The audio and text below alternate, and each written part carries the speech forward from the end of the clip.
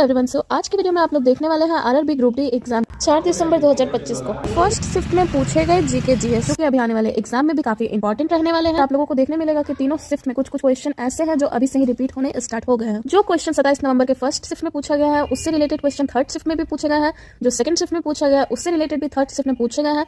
तो अभी और भी बहुत सारे क्वेश्चन देखने पूछे जा रहे हैं। आगे किससे रिलेटेड क्वेश्चन पूछे जा सकते हैं, इन सारी चीजों को जानने के लिए वीडियो को एंड तक देखें।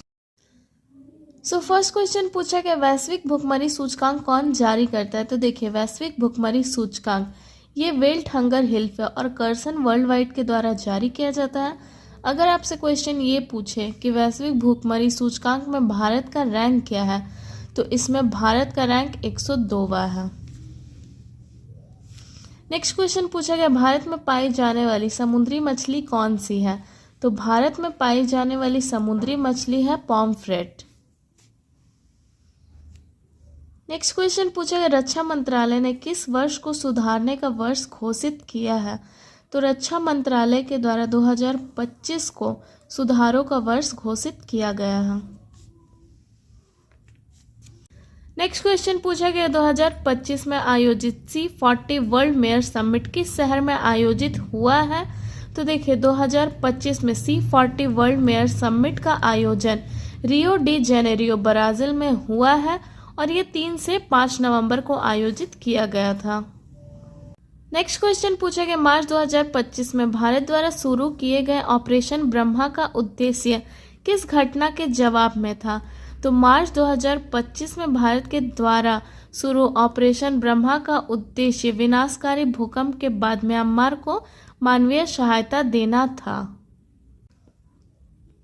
नेक्स्ट क्वेश्चन पूछा गया नवंबर 2025 में ISSF वर्ल्ड चैंपियनशिप राइफल का आयोजन कहाँ किया गया था।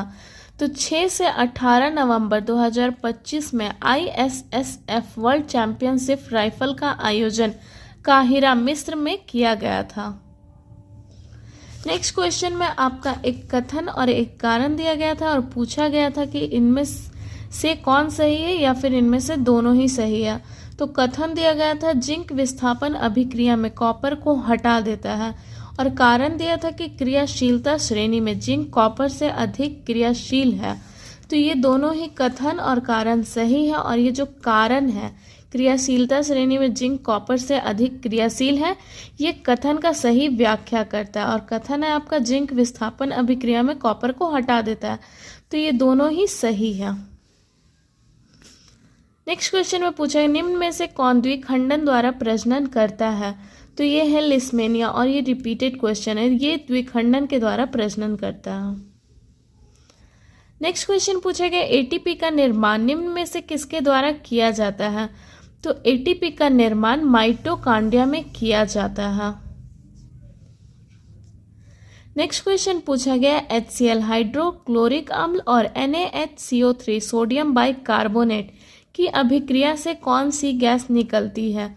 तो हाइड्रोक्लोरिक अम्ल और सोडियम बाइकार्बोनेट की अभिक्रिया से कार्बन डाइऑक्साइड गैस निकलती है CO2।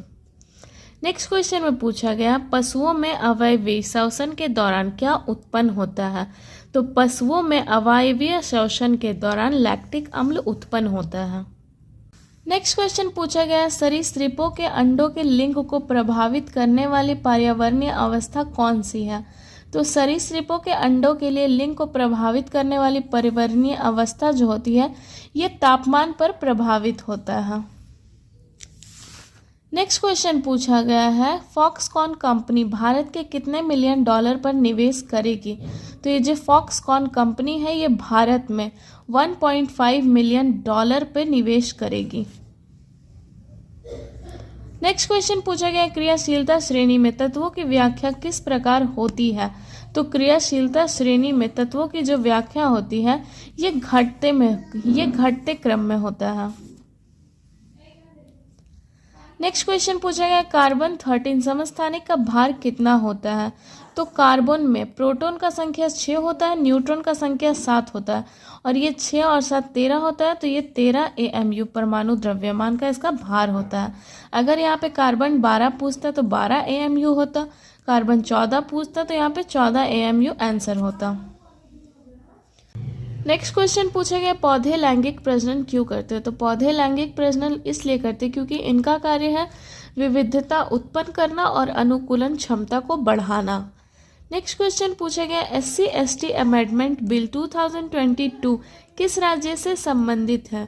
तो SC/ST अमेंडमेंट बिल 2022 ये आपका तमिलनाडु राज्य से संबंधित है।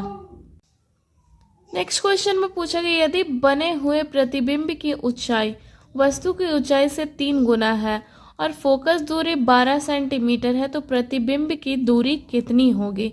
तो ये आपका अवतल लेंस के बारे में है। तो यहाँ पे आपका रियल इमेज डिस्टेंस या फिर वर्चुअल इमेज डिस्टेंस पूछा गया। इसमें रियल इमेज डिस्टेंस अगर पूछा जाए तो ये आपका -48 होगा और अगर वर्चुअल इमेज डिस्टेंस पूछा जाए तो ये -24 होगा। पर ऑप्शन में ये 24 माइनस में नहीं दिया था, ये प्लस में दिया हुआ था। तो ये आपका आंसर होगा क्योंकि वर्चुअल इमेज डिस्टेंस पूछा गया था। नेक्स्ट क्वेश्चन पूछा गया है स्थितिज ऊर्जा किसमें परिवर्तित होती है। तो जो स्थितिज ऊर्जा होता है ये धीरे धीरे गतिज ऊर्जा में परिवर्तित हो जाता है क्योंकि ये धीरे धीरे से स्टार्ट होता है और बढ़ने लगता है तो ये गतिज ऊर्जा में परिवर्तित हो जाता है। नेक्स्ट क्वेश्चन पूछा गया जब बल या फिर थ्रस्ट स्थिर रखा जाता है और क्षेत्रफल घटा दिया जाता है तो दाब क्या होता है। तो जब स्थिर रखा जाता है और क्षेत्रफल घटा दिया जाता है तो जो दाब होता है ये बढ़ेगा।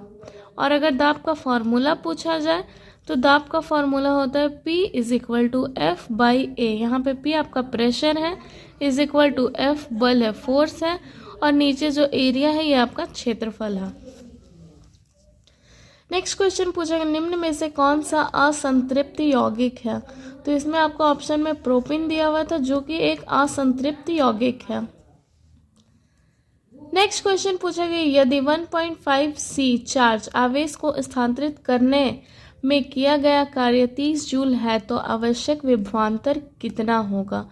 तो यहाँ पे आपका V पूछा गया है विभवांतर। इसको निकालने का फॉर्मूला होता है V विभवांतर = वर्क डन बाई Q आवेश, ये चार्ज को इंडिकेट करता है। तो यहाँ पे आपका वर्क डन है 30 जूल, किया गया कार्य है 30 जूल, और यहाँ पे आपका Q यानी कि आवेश चार्ज है आपका 1.5 से 30 को डिवाइड करने पे यहाँ आपका 20V विभवांतर आंसर होगा। नेक्स्ट क्वेश्चन पूछा गया है परमाणु संख्या किसके बराबर होती है। तो ये जो परमाणु संख्या है ये नाभिक में प्रोटॉनों की संख्या के बराबर होती है। नेक्स्ट क्वेश्चन पूछा गया है निर्देशांक परिपाटी में सभी दूरियां किस बिंदु से मापी जाती है।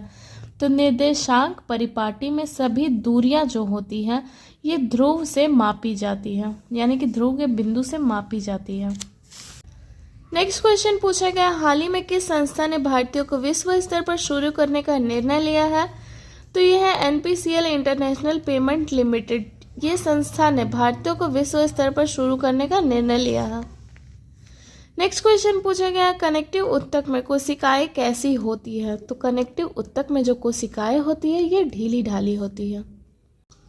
नेक्स्ट क्वेश्चन पूछा गया अगस्त 2025 में आर प्रगनंदा अपने करियर की सर्वश्रेष्ठ विश्व रैंकिंग वर्ल्ड नंबर 4 पर पहुंचे थे किस खिलाड़ी को हराकर।